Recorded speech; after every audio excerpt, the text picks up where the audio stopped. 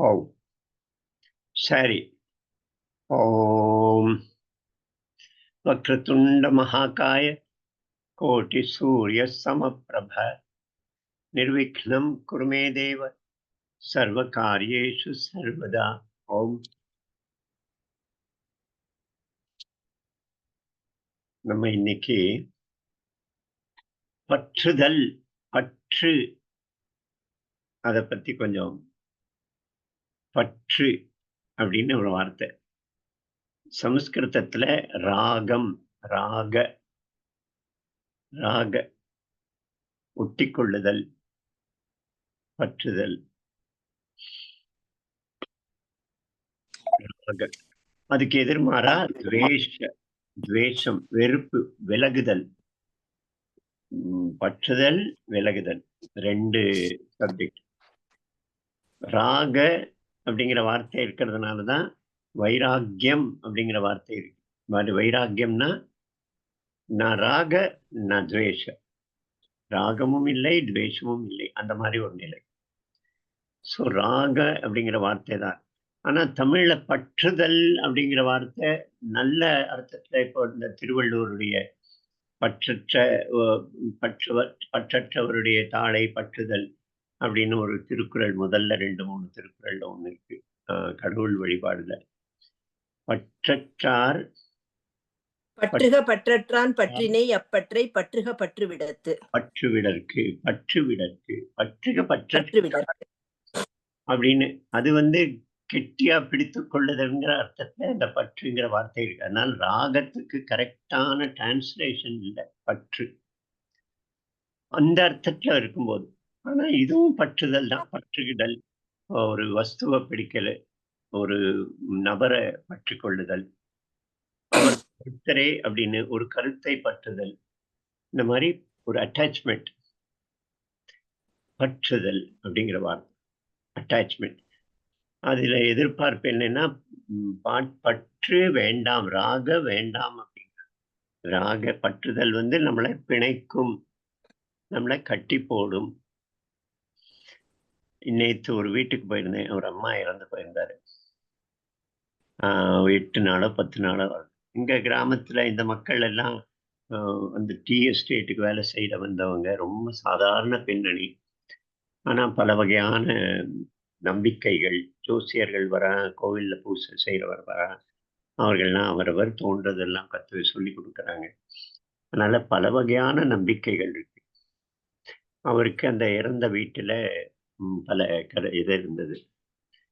அப்ப நான் ஒரு சில விஷயம் சொன்னேன். அதுல இந்த ஒரு விஷயம் வந்தது.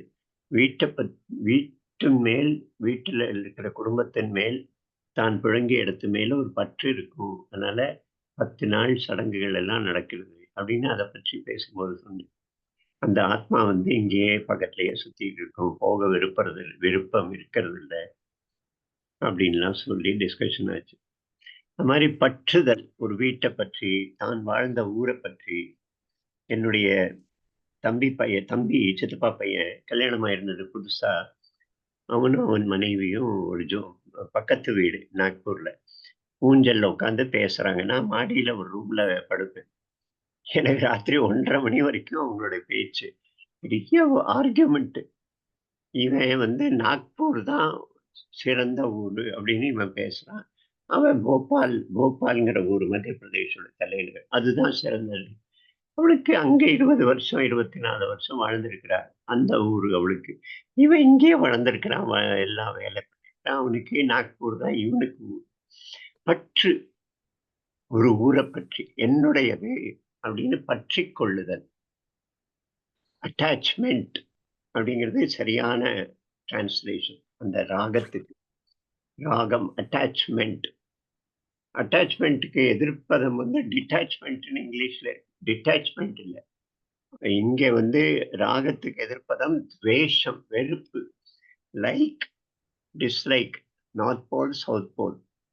இதுக்கு நேர் எதிரானது ஹேட்ரட், கண்டெம்ட், வெறுப்பு.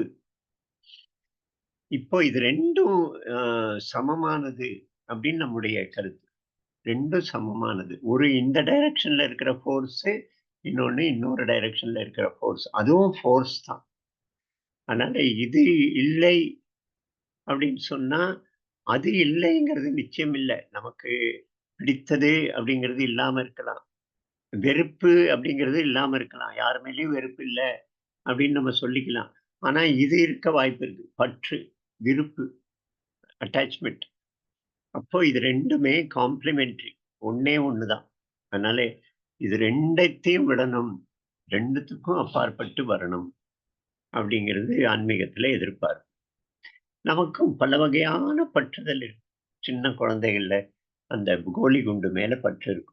தூங்கும்போது கூட கோலி குண்ட பக்கத்துல வச்சுண்டு, பாக்கெட்ல போட்டு எண்ணி எண்ணி பார்த்து, அப்படி ஒரு பற்று குழந்தைக்கு. அது மாரி வெவ்வேறு வெவ்வேறு விஷயம் இருக்கும். ஒவ்வொரு வயசுல ஒண்ணொண்ணா பற்றுறோம் நாம.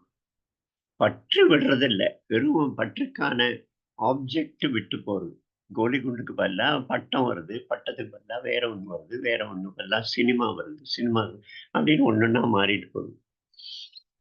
பற்றுங்கிற அந்த கான்செப்ட் அது விடுறதில்ல. வெறும் ஆப்ஜெக்ட் மட்டும் மாறுறது. ஸோ நம்ம இத பற்றிய நம்முடைய அனுபவங்கள், நம்ம மனசுல ஓடுற எண்ணங்கள், பற்றில்லாம இருக்க முடியுமா? ஒரு மனைவி குடும்பத்தோட ஒட்டி இருக்கும்போது, குடும்பத்தில் ஒட்டாமல் இருக்க முடியுமா? குடும்பத்தில் ஒட்டாமல் இருந்து கடமைகள செய்ய முடியும். அது எப்படி முடியும்? குழந்தைகள் மேல பற்று வைக்காம குழந்தைகளுக்கு தேவையானது நம்மெல்லாம் செய்ய முடியுமா? அன்பு காட்ட முடியுமா? அப்படின்னு பல ஆஸ்பெக்ட்ல ஜஸ்ட் ஒரு நீங்க அவரவர் டிஸ்கஷன் பண்ணுவோம். பற்றி டெஃபினேஷன் நம்முடைய சொந்த விஷயங்கள், சின்ன வயசுல, காலேஜ் வயசுல நடந்த அனுபவங்கள் அப்படின்னு. நானும் சொல்றேன். ஆனா நான் பேசினா நீங்க ட்ரெண்ட் மாரி ஆயிடுது. அதே விஷயம் எல்லாரும் யோசனை பண்ணுங்க. அதனால நீங்க பேசுங்க எல்லாரும். யார் வேணா ஆரம்பிங்க. எஸ். இதுல ஒரு கேள்வி இருக்குல்லண்ணா. இப்போ சொல்லுங்க. நிறைய தடவை இது யோசிச்சிருக்கேன். பற்று அப்படின்றது வந்து நீங்க சொல்ற மாதிரி பற்று, துவேஷம். அது போக நமக்கு வாழ்க்கையில ஒரு எய்ம் அப்படின்னு சொல்லுவாங்கல்ல, ஒரு லட்சியம். ம். இது நீ அச்சீவ் பண்ணணும் அப்படின்றது. அதுலயும் அதுவும் பற்று சம்பந்தப்பட்டதா? ஏன்னா ஒருத்தருக்கு எய்மே இல்லைன்னா ரொம்ப ட்ரைனஸ் ஆன மாதிரி ஆயிரும். எந்த விஷயம் எடுத்துட்டாலும் அந்த மாதிரி ஒரு தோணும். அஹ் நம்ம ஒரு பகவத்கீதையே எடுத்துக்கிட்டாலும் நம்ம அதுல ஒரு எய்ம் வச்சுக்கணுமா, இல்ல அப்படியே அது பாட்டுக்கு போறபடி போகணுமா, நம்ம அதுல ஒரு பற்று வைக்க கூடாதா, இல்ல ஆபீஸ் எடுத்துக்கிட்டாலும் ஆபீஸ்ல எதுவும் பற்று வைக்க கூடாதா? ம். சோ எய்முக்கும் பற்றுக்கும் சம்பந்தம் இருக்கா அப்படின்னே நிறைய நாள் கன்ஃபியூஷன். அது அது பெரிய கிளாரிட்டி கிடைக்க மாட்டேங்குது. தெரியல மத்தவங்க எப்படி யோசிக்கிறாங்க. நான் பேசல இப்போ. கரெக்ட்டு. அதான் அதான் மத்தவங்க. எய்ம் அப்படிங்கிறது வேற. எய்ம்னே இருக்கணுமாங்கிறது கூட சிலர் கேட்கலாம். நம்ம வாழ்க்கையில. அப்பப்ப வரும் நம்ம கண் முன்னால ஒரு விஷயம் வரும். எய்ம் வச்சுட்டு போனா தான் நமக்கு பற்று மாரி தானே. டிசப்பாயின்ட்மென்ட் ஏமாற்றத்துக்கும் அது காரணமாயிடுறது சில சமயம். நம்ம நினைக்கிற எய்ம் இப்ப நான் எப்படியும் உலக யோக தினம் நடத்தியே ஆகணும் இலங்கையிலன்னு நினைச்சுன்னு வந்திருந்தா, ஒரு கால் ஏமாற்றம் நடந்திருக்க வாய்ப்பு இருக்கு. அது அந்த நேரம் உரிய நேரம் வரும்போது தானே அந்த வழி திறந்தா சரி நடக்கட்டும். நடந்தா சந்தோஷம். அப்படிதான் நான் இருக்கேன். அது சரியா தவறா எனக்கு தெரியாது. அந்த எய்ம்ங்கிறதே சரியா அப்படின்னு கேள்வி வரும். ஆனா நீங்க சொல்ற விஷயம் சத்தம் போடாம எனக்கு தடுக்க முடியாதா? ஆ. இவ்வளவு சத்தம். ஆ. அதனால நம்ம இத பேசுவோம். நல்ல ஒரு விஷயம் தான் இது. வாழ்க்கை லட்சியம் அப்படிங்கிறது. அதுவும் பேசுவோம். உயர்ந்த விஷயம், தாழ்ந்த விஷயம், ஒரு சின்ன விஷயத்துல பற்று இருக்கக்கூடாது. அ பெரிய அல்ப விஷயத்துல பற்று இருக்கக்கூடாது. உயர்ந்த விஷயங்கள்ல பற்று இருக்கலாம். அப்படின்னு நம்ம டிஃபரன்ஷியேட் பண்ணணும். இங்கிலீஷ்ல பேசும்போது என் என்நோபிள்டு ஆம் இது டிஸ்கன்டென்ட், டிவைன் டிஸ்கன்டென்ட் அப்படிங்கிறான். டிஸ்கன்டென்ட் பற்று தான் ஒரு வகையான அதிருப்தி. அது வேணும்னு நினைக்கிறோம். அதிலேயே டிவைன் இருக்கு அப்படிங்கிறோம். அப்படின்னு நம்ம சொல்லிக்கிறோம். தெரியாது. நம்ம பேசுவோம். நீங்க எல்லாம் சொல்லுங்க. ஒவ்வொருத்தரும்.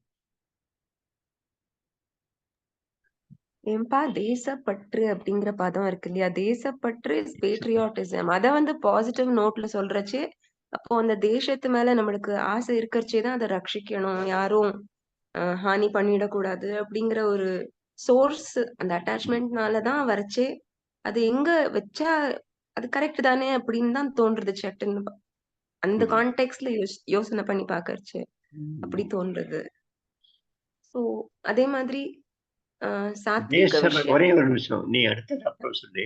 தேசபக்தியோடைய ஒரு எக்ஸ்ட்ரீம் மேனிஃபெஸ்டேஷன் தான் ஹிட்லருடைய நடத்தை. அதுவும் தேசபக்தி தான். அவன் ஜெர்மனியை ரொம்ப நேசிச்சான். 15 வருஷம் அவன் ஆட்சிக்கு வந்து 15 வருஷத்துல ஹிட்லர் வந்து ஜெர்மனியில ஒரு மேஜிக்கல் டிரான்ஸ்ஃபார்மேஷன் கொண்டு வந்தான். பர்ஃபெக்ஷன், மெஷின்ஸ் உருவாக்குறது, ப்ராடக்ட்ஸ் உருவாக்குறது ப்ரிசிஷனா இருக்கணும், மிக பர்ஃபெக்டா இருக்கணுங்கிற கான்செப்டே ஹிட்லர் கொண்டு வந்ததுன்னு சொல்றாங்க. அதுவும் தேசபக்தி தான். ஆனா இதுவும் நல்ல கேள்விதான். இது இப்போ இதுக்கும் பற்றுக்கும் எதிர்ப்பதம் இருக்கா? இது ஒரு டேஞ்சரஸா தேசபக்தி அப்படிங்கிறது? பக்தி வேற, பற்று வேற. சரி பார்ப்போம், இதுவும் டிஸ்கஸ் பண்ணுவோம். நல்ல விஷயம்தான். வெங்கட வேலாயுதம் ஜி சொன்ன மாதிரி ம். பற்றே வேண்டாம் அப்படின்னு நினைச்சுட்டா அது ரொம்ப விரக்தியில போய் முடிஞ்சுடுறது. அந்த மீடியாக்கர்ல நிக்க மாட்டேங்கிறது. ம். பற்று இல்லாம நம்ம அமைதியா இருப்போம்னா அந்த அமைதியா இருக்க முடிய மாட்டேன்றது. அது என்னன்னா விரக்தியில போயிடுது. ஐயோ அப்புறம் நம்ம என்னத்துக்கு உட்கார்ந்துட்டு இருக்கோம், இந்த அடிப்படை பற்று கூட இல்லைன்னா what is the purpose of our living அப்படின்னு தோணி போயிடுறது. மேபி என்னோட ஏஜ் காரணமா கூட இருக்கலாம் அது. அப்ப ஏதோ ஒண்ணு பிடிச்சுண்டா மட்டும்தான் டேஸ் ஸ்மூத்தா நகருமோ அப்படின்னு தோன்றது. டைம்ஸ் சொல்றது ரொம்ப கரெக்ட். டைம்ஸ் எதுவுமே வேண்டாம் அப்படின்னா அடுத்தது என்ன, entire thing is very blank.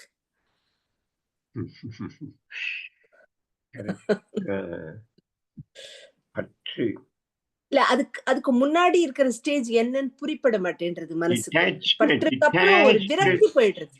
Detached அன்பு இருக்க முடியுமா அப்படிங்கிறது தான் இருக்கும். டிட்டாச்ட் அட்டாச்ட் அன்புங்கிறது எப்படி? பேஷனேட் அன்புங்கிறது அதை நம்ம கைக்குள்ள நமக்கு கண்ட்ரோல்ல நாம விரும்பியபடி இருக்கணுங்கிற எண்ணத்தோட இருக்கும்போது பேஷனேட் ஆகுது. நம்ம கண்ட்ரோல்ல இருக்கணுங்கிற எண்ணத்தை மட்டும் விலக்கிட்ட அன்பு இருக்க முடியும். தேசத்தின் மீது அன்பு, மொழியின் மீது அன்பு, அல்லது நபர்களின் மீது அன்பு, குடும்பத்தின் சமுதாயத்தின் மீது அன்பு, ஒரு லட்சியத்தின் மீது அன்பு. பற்று, இப்போ பாசம் அப்படிங்கிற வார்த்தை இருக்கு. பாசம் அப்படின்னா கயிறு. குழந்தை மேல பாசம் இருக்குன்னா குழந்தைய கயிறால கட்டி போடணும்னு அர்த்தம். பாசம்ங்கிற வார்த்தையோட அர்த்தத்துப்படி பார்த்தா, அப்போ பாசம் இல்லாம அன்பு இருக்க முடியுமா?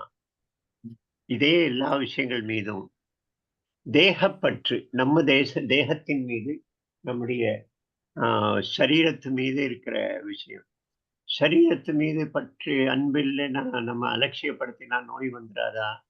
சரீரத்துடைய அவசியங்களை பூர்த்தி செய்வோமா? அப்படிலாம் கேள்வி உடனே வருது.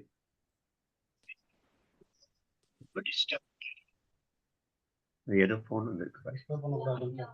சரீரத்து மேல அன்பு, பற்று இருந்தா என்ன எஃபெக்ட்? அது அகங்காரத்துக்கு இடம் கொடுக்குமா? அது வந்து மதத்துக்கு இடம் கொடுக்குமா? மதம் இந்த ஆணவத்துக்கு இடம் கொடுக்குமா? மற்ற நம்ம சரீரத்துல நாம பெருமையா நினைக்கிற விஷயம் மற்றவர்கிட்ட இல்லைன்னா அதை கிண்டல் பண்ற எண்ணம் வருமா? எனக்கு சிவப்பு தோல்ங்கிற விஷயம் என்னுடைய சரீரத்து மேல இருக்கிற பற்றுல நான் பலசாலிங்கிற விஷயம். அப்போ நோஞ்சான் அப்படின்னு மற்றவனை கிண்டல் பண்றது, கருப்பாயி அப்படின்னு மற்ற இது வருமா? பற்றுல எப்படி பற்றுதலா? அதே என்னுடைய தேகத்து மேல நான் செய்ய வேண்டிய கடமைகள் எல்லாம் கரெக்டா செய்யறது, அன்பு மட்டும் வைத்து, பற்று இல்லாம அப்படிங்கிறது முடியுமா? இதெல்லாம் தான் நம்ம டிஸ்கஸ் பண்ணணும். கரெக்ட், நீங்க கேட்ட கேள்வி ரொம்ப சிறப்பு.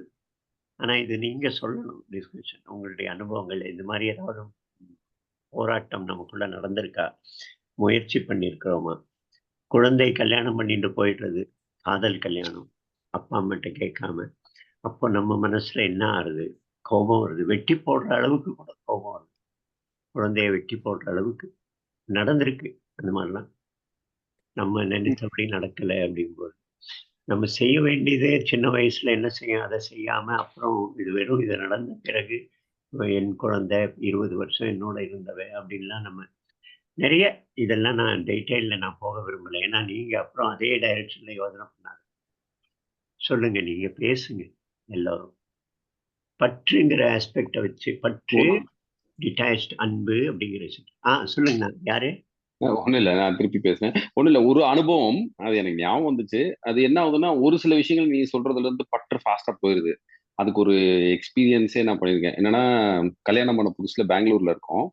அப்போ மணி ஹேண்ட்லிங் ஃபுல்லா நான் பண்ணிட்டு இருக்கேன். ஸோ ஒரு தடவை வித்யா வந்து எனக்கு ஏதோ மணி வேணும் அப்படின்னு கேட்குறா. அப்ப ஏதோ என்ன ஆச்சுன்னு தெரியல. அந்த டைம்ல எனக்கு அந்த ஃபுல் கண்ட்ரோல் ஆஃப் மணியா என்ன தாட்ஸ்ன்னு தெரியல.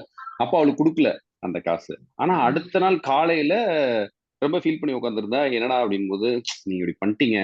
நான் ஆக்சுவலி உங்களுக்கு ஒரு gift வாங்குறதுக்காண்டி தான் அந்த காசு நான் வந்து கேட்டிருந்தேன் நேத்து நான் உங்கள்ட்ட. ஆனா நீங்க தரலன்னு எனக்கு இன்னைக்கும் அந்த எக்ஸ்பீரியன்ஸ் ஞாபகம் இருக்கு பாருங்க. அந்த செகண்ட் வந்து நமக்கு அந்த மணி மேல பயங்கர பற்று இருக்கிறது நமக்கு நல்லா தெரிஞ்சிருச்சு. இன்னையிலிருந்து நம்ம அந்த மணி மேல உள்ள பற்றை வந்து நம்ம குறைக்கணும் அப்படின்னு சொல்லி இம்மீடியட்டா அடுத்த மாசத்துல இருந்தே ஃபுல் ஹேண்ட் ஓவர். நீ என்ன வேணுமோ பண்ண, இவ்வளவுதான், இந்த காசு இருக்கு, இதுதான் பண்ணணும், நீ என்ன வேணா ஹேண்டில் பண்ணு அப்படின்னு அதுல இருந்து ஈஸியா விலக முடிஞ்சுச்சு. அந்த மாதிரி ஒரு சில அனுபவங்கள்ல வந்து அந்த மாதிரி விலக முடியுது. ஒரு சில விஷயங்கள்ல ரொம்ப டஃப்பா இருக்கு. நம்ம இப்ப பகவத்கீதையே எடுத்துக்கிட்டா அது நம்ம ஏதாவது பண்ணுமா, இல்ல நம்ம அப்படியே இருக்கணுமா, இல்ல ஏதாவது ஒரு ஹையர் கோல் வச்சுக்கணுமா, இது ஹையர் கோல் வச்சுக்கிட்டா நல்லதா நம்ம லைஃப்ல, அந்த மாதிரி ஒரு சின்ன கன்ஃபியூஷன்ஸ். பட் நீங்க சொல்றது கரெக்டா, பற்றெல்லாம் பண்ணா நல்லா இருக்கும். But it's very tough. சின்ன சின்ன விஷயங்கள்ல ஈஸி. எனக்கு சின்ன வயசுல ஒரு விஷயம் ஞாபகம் வருது நீங்க சொன்னோம். எங்க மாமா பையன், நாங்க 2 பேரும் நாங்கெல்லாம் நாக்பூர் வந்திருந்தா, நாங்க ஒரு கோவில் பகவத் பாட்சவால ஏதோ ஒரு சேவை காரியம் பண்ணிட்டு திரும்பி வந்துட்டு இருக்கோம். இதே மாதிரிதான் ஏதோ பேச்சு. ஸ்கூல் படிக்கிறோம் அப்போ. என்கிட்ட கொஞ்சம் சில்லறை எல்லாம் இருந்தது. ஆமா, அப்பப்போ யாரோ ஒரு பெரிய ஊருக்கு போறவங்க கொடுத்துட்டு போற சில்லறை எல்லாம். அன்னைக்கு நாங்க அந்த கோவில்ல நான் வந்து இனிமே இங்க வரக்கூடாது. அந்த கோவில்ல ஏதோ காரியத்துக்காக நான் அந்த பணத்தெல்லாம் எடுத்துன்னு போயிருந்தேன். நல்ல இவ்வளவு சில்லறை இருந்தது. எவ்வளவுன்னு கூட தெரியாது. திரும்பி வரும்போது பேசிட்டு வந்தோம். இந்த மாதிரி ஏதோ ஆச்சு. எனக்கு ஒரு உள்ள என்ன ஆச்சுன்னு தெரியாது. என்ன யோசனை வந்தது. அந்த சில்லறை எடுத்து அப்படியே இருட்டுல பக்கத்துல ஒரு அக்ரிகல்ச்சரல் ஃபீல்டு இருந்தது, தோட்டம். அந்த தோட்டத்துல தூக்கெறிந்தேன். எதுக்காக பண்ணினேன் அதெல்லாம் தெரியாது. அது எனக்கு உறுத்துதா அப்படின்னு எனக்குள்ளேயே 2, 3 நாள் யோசனை பண்ணிட்டு இருந்தேன். அது எவ்வளவு பணம் இருந்தது? யார்ட்டயாவது நான் சொன்னேன்னா, மத்தவங்கள்ட்ட சொல்லி இந்த மாதிரி நான் செஞ்சேன் அப்படின்னு ஒருத்தர்ட்டயும் சொல்லவும் இல்ல. அது பெருசா உறுத்தல என்ன. அது அப்படியே மறந்து போச்சு. இப்ப நீங்க சொன்ன உடனே அது எங்கோ ஒரு இடத்துல கார்னர்ல இருக்கு. ஞாபகம் வந்தது. இந்த பொருட்கள் மீது இருக்கிற பற்று. குழந்தைகள் சண்டை போடுறதே தன்னுடைய டாய் மற்றவங்களுக்கு கொடுக்காம, அதுவே இந்த ஒரு ஆஸ்பெக்ட் தான். இந்த மாதிரி என்னுடையது அப்படிங்கிறது. அது சரி. பார்ப்போம். ரொம்ப சந்தோஷம். சொல்லுங்க. நமஸ்காரம் ஐயா. ஸ்ரீராம். நமஸ்காரம். எனக்கு அந்த இப்ப நீங்க சொன்ன நீங்களும் பிரேமாஜியும் சொன்ன அந்த திருக்குறளே எனக்கு இப்ப அதை வந்து ஒரு இட் கிவ்ஸ் யூ த ஆன்சர்ன்ற மாதிரி பட்டது. வாட் எவர் பிரேமாஜி அண்ட் வேலாயுதம் சொன்னது, அவங்க 2 பேரும் இது பண்ணதுல இந்த விரக்தி விட்டு பற்று விட விட பற்றுக பற்றற்றான் பற்றினை அப்பற்றை பற்றி விடற்கு அப்படின்னு. அதனால அவர் என்ன சொல்றாருன்னா, பற்று மற்றதெல்லாம் பற்றி இது பண்ண, இன்க்ளூடிங் ஆசை அருமின்கள் ஈசனோடாயினும் ஆசை அருமின்கள்னு திருமூலர் சொன்னார். சோ இந்த இடத்துல எனக்கு என்ன பட்டுதுன்னா, பற்ற விடணும். அது ஆனா பற்றற்றான், the one who does not have ராகத்வேஷா is ஆண்டவன். அவரை பற்றுவதற்காக மற்ற பற்றெல்லாம் விடணும் அப்படின்னு. ஸோ அதனால அந்த விரக்தி பாவம் will be a natural offshoot. But எனக்கு என்ன படுறதுன்னா, அந்த நேரத்துல அதை divert your attention or focus on the lord. அது மற்ற இந்த உலக விஷயத்துல இருந்து விடுபட்டு அதுல நம்ம ஃபோக்கஸ் பண்ணணும். அதுதான் அந்த குறளோட இது. பக்கத்துல பெரிய கோடு. Bigger, even the liberation aspect is also a desire, but yet it's a worthwhile desire to have மாதிரி ஒன்று தோன்றுறது. அதனுடைய எக்ஸ்பேன்ஷனை இப்போ பார்த்தேனாக்க, நான் வந்து ஒரு சின்ன நம்ம வந்து ஒரு இதுல வந்து நம்ம அத்வைத்திக் இதுல வெள்ளரி பழ முக்தி அப்படின்னு சொல்லுவா. வெள்ளரி பழம், அந்த வெள்ளரி பழம் வெள்ளரி பழம் பழுக்கரிச்ச காய்க்கரிச்ச கூட அந்த கொடி கிரீப்பர் அப்படியே போகும், படர்ந்துன்னு போகும், தரையிலேயே படக்கும். அதுக்கு கொடி கூட இது தேவையில்லை, அந்த குச்சி கூட தேவையில்லை. வெள்ளரி கொடி அது வந்து காய் காய்ச்சி அது பூமியில தான் அது இருக்கும். அண்ட் கொஞ்சம் அது பட் கொடி கிரீப்பர் மூவ்ஸ் ஆன், அது பிளான்ட் வளர்ந்து பெருசா போயிட்டே இருக்கும். இது வந்து அட் சம் பாயிண்ட் அந்த காம்பு வந்து விட்டுக்கும், அதுவாகவே விட்டுண்டு அண்ட் தென் அந்த வெள்ளரி பழம் வந்து open to sky. I mean I am talking about not இது அன்டெண்டட் இது ஒரு பிளான்ட், ஒரு கார்டன். அது வந்து open to sky and open to sun and other திங்ஸ்ல ஒரு பீரியட் ஆஃப் டைம் அதுவாகவே பழுத்து டபான்னு ஒரு சத்தத்தோட அது it gets back to the earth surface. அது ரொம்ப மோஸ்ட்லி அது அந்த எக்ஸாம்பிள் பற்றிக்க நான் ஆஃபன் ஹர்ட் தட். இது ஒன்று அந்த எக்ஸாம்பிள் ஆஃப் அந்த மாதிரி நம்ம we should liberate ourselves. இன்னொரு எக்ஸாம்பிள் வந்து இந்த ஒரே ஒரு இது இந்த விஷயமா நம்ம ஒரு ஸ்லோகம் பார்த்தீங்கன்னா வேதத்துல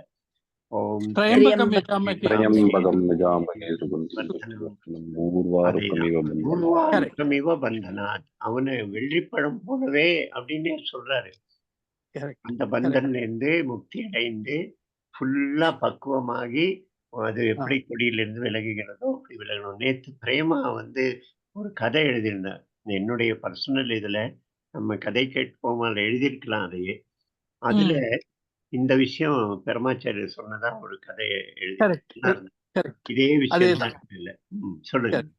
ஸோ அது முக்தி. அதே மாதிரியே இன்னொரு சம்வாட் சிமிலர் ஸ்டஃப் எனக்கு என்ன பண்ணா, அது வந்து அந்த டாமரிண்ட் புளியங்காய் இருக்கும் இல்லையோ, புளியங்காய் இருக்கச்சே நீங்க சாதா இந்த when it is tender அதை நம்ம பறிச்சோம்னாக்க மரத்துல இருந்து இருக்கிற பறிச்சோன்னா அந்த அந்த சதப்பத்து வந்து இந்த ஷெல் மாதிரி இருக்கும் வெளியில, அந்த அந்த அதோட ஒட்டின்னு இருக்கும். நீங்க அதை நீங்க பிரிக்கிறது பிரிச்சு பார்த்தோன்னா அந்த காய் வந்து ஃபுல்லா அந்த ஷெல்லோட ஒட்டின்னு இருக்கும். அது whereas with some more time, ஒரு another 2-3 weeks or whatever, அந்த நார்மல் டைம் ஃபார் இட்ஸ் இது அது பழுத்ததுக்கு அப்புறமா பார்த்தோம்னா அது ஷ்ரங்க் ஆகி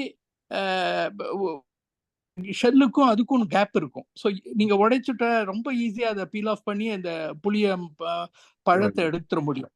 தட்ஸ் வெரி சிமிலர் ஸ்டஃப் நம்மளுடைய பாவத்திலையும். நம்ம அந்த வெளி உலக அளவுக்கு அந்த பற்றை நம்ம குறைக்க ஒண்ணு. And so to keep ourselves and focusing it on the Lord or on the higher principles of life, for which அந்த நம்மளோட மோட்ச அர்த்தத்துக்கு, மோட்ச பிரின்சிபலுக்கு or for our own liberation, அந்த மாதிரியா நம்ம பண்ண முடிஞ்சுடுத்துனாக்க அஃப்கோர்ஸ் இந்த மாதிரி பற்ற குறைக்க தான் இந்த மாதிரி ஆகும்.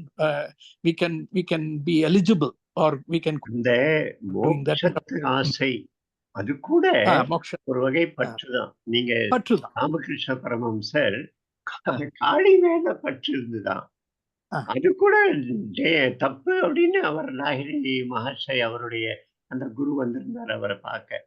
அவர்கிட்ட போயிட்டு நீ காளி கண்ணத்தை மூடினா அவனுக்கு காளி காட்சி தெரிகிறாளா அப்படின்னு கேட்கிறாரு. ஆமாங்கிறார்.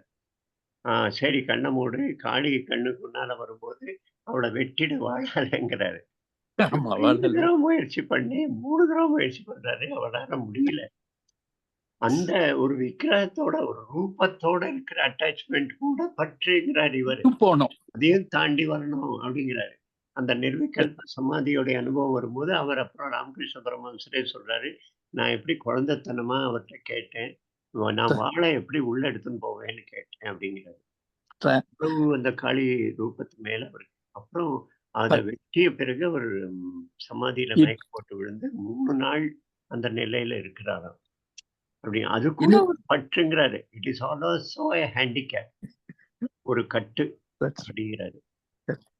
ஆக்சுவலா ஃபார் சம் ரீசன் இது ஒண்ணு சொல்லணும்னு நினைக்கிறேன்.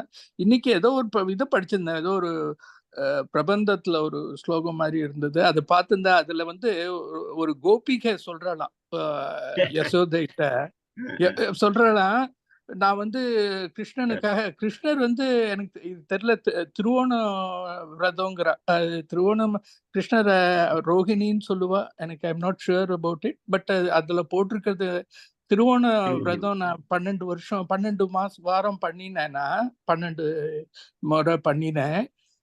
நிறைய விதவிதமா பக்ஷணங்கள்லாம் பண்ணி சுவாமிக்கு படைச்சேன், அதெல்லாம் பண்ணினேன். அப்படின்னா அவன் வந்து இது எல்லாத்தையும் சாப்பிட்டுட்டு அவ வந்து ஸ்டில் சேஸ், நீ இதெல்லாம் பண்ணி உன்னோட நான் பூர்த்தி பண்ணா கூட நீ இன்னும் விருப்பப்படுவ, இன்னும் கேட்ப, you will still have desires அது அப்படின்னு சொல்லிட்டு அவன் என்ன கண்டுக்காம தனியா போய் நின்றுட்டான்னு ஒரு பெரியாழ்வாரோட பாசுரம் ஒண்ணு. அவர் வந்து அவரோட அந்த பாவத்துல என்னன்னாக்கா அவர் அவ்வளோ அந்யோன்யமா பேச முடிஞ்சது அப்படிங்கறத ஒண்ணு அவரால் இது பண்ண முடிஞ்சதுன்னு. But mostly what I thought was, அந்த டிசையரை வந்து அப்பவும் அவ்வளவு பண்ணாலும் என்னால I cannot let go concept of let go. இந்த லெட் கோ கான்செப்ட் இல்லாதபடிக்கு இது ஒண்ணுத்த கொடுத்தா you get addicted to it, you ask for more and more.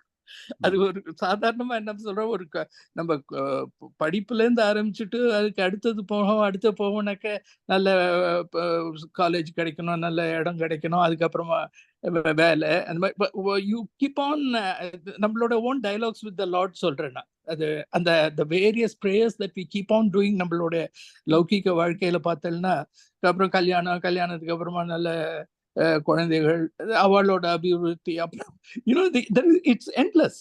This stuff keeps on going, it hogs you all the time. இல்ல அது அந்த மாதிரியான அதனுடைய futility, பிரேமாஜி சொன்ன மாதிரி at some point of time நமக்கு வந்து ஒரு விரக்தி can lead us to விரக்தி, ஒரு என்ன சொல்ற வார்த்தையே வைராக்கியம், it leads to வைராக்கியம். Correct sir. வைராக்கியம் இல்லை, வைராக்கியம்னா detachment from both sides, விருப்பு வெறுப்பு ரெண்டுத்தையும் ஈடுபட்டது. சரி, வேற யார பேசுறேன்? கார்த்திகேயன், சௌமியா, பிரதிபா தொண்டை மோசமா இருக்கு, ஸ்ட்ரெயின் பண்ண வேண்டாம். இருக்கட்டும். அப்பா ஒரே ஒரு குட்டி விசாரம் இப்ப சொல்ல தோணிது. யோக சூத்திரத்துல பதாஞ்சலி சாதன பாதத்துல வந்து சொல்றாரு, அவித்யா அஸ்மிதா ராகத்வேஷ அபினிவேஷாக கிளேஷாக அப்படின்னு சொல்றாரு. ஹியூமனுக்கு இருக்கிற 5 கிளேஷங்கள், அதுல ராகா வந்து சுகானுஷயி ராகக, சுகத்தை வந்து நீ எதிர்பார்க்கறது தான் ராகம் அப்படின்ற அந்த அர்த்தம். அதை சொல்லி கொடுக்கறச்சே நம்ம டீச்சர்ஸ் எப்படி சொல்லி கொடுத்தான்னா, நம்ம நிறைய ஆக்ஷன்ஸ்ல நிறைய ஹேபிட்ஸ்ல இன்வால்வ்டா இருந்துட்டே இருக்கோம். அது நம்ம ராகானுசாரமா பண்ணிட்டு இருக்கோமா இல்ல இது என் கர்த்தவியம் அப்படின்னு எனக்கு கண்டுபிடிக்கவே தெரியல அப்படின்னா, அதை எப்படி நீ தெரிஞ்சுக்கணும், உனக்கு எதுல எல்லாம் ராகம் இருக்கு நீ எப்படி தெரிஞ்சுக்கணும்னா, நீ உன்னோட ரொட்டீன்ல இருந்து get out of your routine. அது உன்னை எவ்வளவு டிஸ்டர்ப் பண்றது, how attached are you to your people, your habits, your routines. உனக்கு ராகத்துல ஆப்ரேட் ஆறியா, நீ எந்த ஸ்பேஸ்ல இருந்து ஆப்ரேட் ஆறேன்னு ஃபர்ஸ்ட் ஐடென்டிஃபை பண்ணிக்கோ. தட் இஸ் வை அது ரொம்ப சொல்றா, change of place is important. Moving out, meeting people, லைஃப்ல புது எக்ஸ்பீரியன்சஸ்க்கான நிறைய அவகாசம் கொடுத்தாதான் நம்ம வந்து எவ்வளவு தூரம் ராகத்துல ஆக்கிரமிச்சுட்டு நம்ம ஆப்ரேட் ஆயிட்டு இருக்கோம்னே நம்மளுக்கு தெரியும் அப்படின்னு சொல்லி கொடுத்தாப்பா கிளாஸ்ல. ரொம்ப சந்தோஷம். கரெக்ட். ஆமா, நமக்கு இந்த நம்ம இது மேல இருக்கிற பேஷன், நான் என்ன பண்ணுவேன், ஒரு எக்ஸ்பெரிமெண்ட் பண்ணுவேன். எனக்கு ரொம்ப ஏதாவது ஒரு விஷயம் ரொம்ப தீவிரமான ஈடுபாடாச்சுன்னா அதை விட்டுருவேன். விட்டு கொஞ்ச நாள் இருப்பேன். அது சரியா தப்பான்னு எனக்கு தெரியாது. அந்த விஷயத்த விட்டுருவேன். ரொம்ப தீவிரமா பாயசம் பிடிக்கும்னு சொன்னா அதை பாயசம் பண்ணும்போது வேண்டான்னு சொல்லிடுவேன். அந்த மாதிரி ஒரு எக்ஸ்பெரிமெண்ட் நமக்கு உண்மையிலேயே இது சுகம் கொடுக்கறது. இப்போ கீதை பேச வரும், பேச வந்தா புகழ் வருது, யாரோ பாராட்டுறா, யாரோ நமஸ்காரம் பண்றா, யாரோ இது பண்றா, கங்க்ராச்சுலேட் பண்றா, அப்படிலாம் இருக்கு. பேசாம எங்குமே போகாம ஒரு இடத்துல முடங்கி கிடக்கணும் அப்படின்னு கொஞ்ச நாள் எங்குமே அங்கும் போகாம உட்காந்து, இது வந்து இது அந்த வகையில ஒரு முயற்சி போல இருக்கு. தெரியாது, நான் ரொம்ப கான்சியஸா பண்றது இல்லை. ஆனா ஏதாவது ஒண்ணு ரொம்ப உள்ள பூதம் மாதிரி ஏறி உட்காந்துருந்தா அதுலேருந்து விலக முயற்சி பண்ணும். யாரோ ஒரு நபரோட ரொம்ப அட்டாச்மெண்ட் வந்தா கொஞ்சம் கொஞ்சமா ரொம்ப அட்டாச் ஆவேன். அப்படியே மெதுவா கொஞ்சம் கொஞ்சமா விலகும். நம்ம சங்கத்துல வேலை செய்யும்போது அது அது நிறைய அனுபவங்கள் இருக்கு. அதுலேருந்து மெதுவா விலகுவேன். இது என்னுடைய பழக்கம் மாரியே ஆயிடுச்சு. சுகம் கிடைக்கிறது ஏதோ ஒரு இடத்துல என்னுடைய அகங்காரத்துக்கு தீனி போடுறது அப்படின்னா தான் அது ராகம், பற்று. சுகம் எனக்கு எங்கேயோ ஒரு இடத்துல என்ன சாட்டிஸ்ஃபை பண்றது. அது நம்ம கிடைக்கிற பாராட்டு. எனக்கு தெரிந்த ஒரு பெரியவர் இருந்தார். ரொம்ப உயர்ந்த ஒரு நபர். ரொம்ப பெரிய உயர்ந்த நபர். நல்ல ஆன்மீக கருத்து, கண்ணோட்டம் நான் பார்த்துருக்கேன் அவர்ட்ட நிறைய தடவ. ஒரு தடவ அவருடைய வொர்க் சென்டர் சென்னையிலேருந்து திருச்சிக்கு மாத்திட்டாங்க. அவர திருச்சிக்கு ஹெட் குவார்ட்டர்ஸா போக சொல்ட்டார். அதுக்கப்புறம் ஒரு 6 மாசம் கழிச்சு வந்தார். அங்க சென்னையில நாங்க சந்திச்சோம். நாங்க ரொம்ப பேசுவோம். ரொம்ப நாளா க்ளோஸா இருந்திருக்கோம். அப்போ அவரு என்ன பார்த்து ஒரு விஷயம், "என்னடா என்ன மறந்துட்டியா?" அப்படின்னாரு. இந்த கேள்வி எனக்குள்ள ரொம்ப இவர் நான் அவரு என்ன மறக்கக்கூடாது, என்ன ஞாபகம் வச்சுக்கணும் அப்படிங்கிற அந்த எதிர்பார்ப்பு, எங்கோ ஒரு இடத்துல அந்த அந்த அட்டாச்மெண்ட் தான் வேலை செய்யுதுன்னு எனக்கு தோணிச்சு.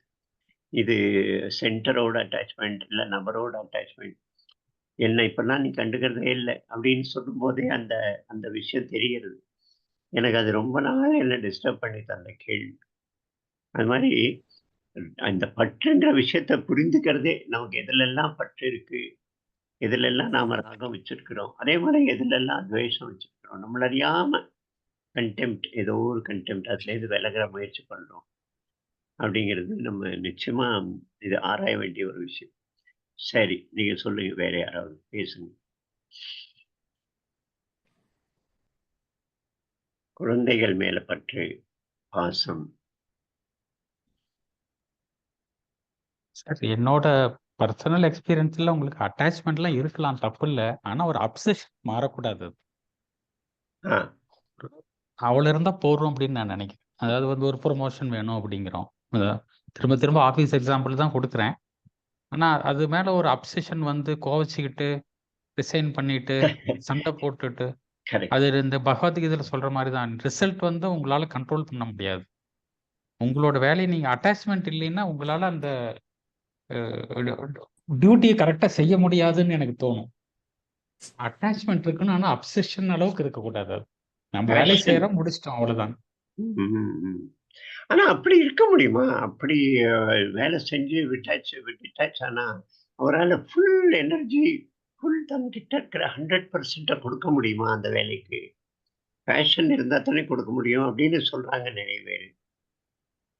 வேண்டியது இல்ல சார். பேஷன் எதுக்கு இருக்குன்னா, அவன் நம்ம வந்து வாலண்டியர் மாதிரி நம்ம சம்பளம் கொடுக்கறதுனால தான். சம்பளத்தை நாளைக்கு நிறுத்திட்டா நீங்களுக்கு அதே பேஷன் இருக்குமா? இருக்காதுல்ல. 10% ரிடக்ஷன் கொடுங்க. சம்பளத்தை நிறுத்த வேண்டாம். 10% ரெடியூஸ் பண்ணீங்கன்னாவே பாதி பேர் வேலையை விட்டுருவோம். ம். நம்ம ஒண்ணு அங்க இது சோசியல் சர்வீஸ் பண்றதுக்காக போகலல்ல. ம். எனக்கு இந்த விஷயத்துல ஒரு விஷயம் நான் அடிக்கடி ஞாபகப்படுத்துறது சொல்ற ஒரு விஷயம். நான் பார்த்த ஒரு காட்சி கோயம்புத்தூர்ல. நான் சொல்லியிருப்பேன். நீங்கலாம் நிறைய பேர் கேட்டிருப்பீங்க. கோயம்புத்தூர்ல ஒரு பெரிய கவுண்டர் வீடு. அவர் வீடு வாசல், பெரிய வாசல், மைதானம். அ கேட்டு, பெரிய கேட்டு, ஃபென்ஸு, சுவர். வாசல் அந்த கதவு அங்க ஒரு பெண் நிக்கிறா. ஒரு 20, 28 வயசு இருக்கும் அந்த பெண்ணுக்கு. 30 வயசு. அவன் கதவுலேருந்து கூப்பிடுறா யாரையோ. குரல் எனக்கு கேட்கல. ஆனா கூப்பிடுற பாவம் தெரியுது. யாரையோ அங்க சுவத்துக்கு அந்த பக்கம் கிரவுண்ட்ல விளையாடிட்டு இருக்கு. குழந்தைய தான் கூப்பிடுறான்னு நினைச்சேன். 2 தடவ, 3 தடவ உரக்க கடைசியில கூப்பிடும்போது குரல் மட்டும் கேட்டது. ஆனா பேரு எனக்கு தெரியல. அப்புறம் அந்த குழந்தை வந்தது அவளுக்கு முன்னால. அவளுக்கு முன்னால வந்த உடனே அவ குழந்தையுடைய கைய பிடித்து, அதனுடைய கையில எதையோ வச்சா.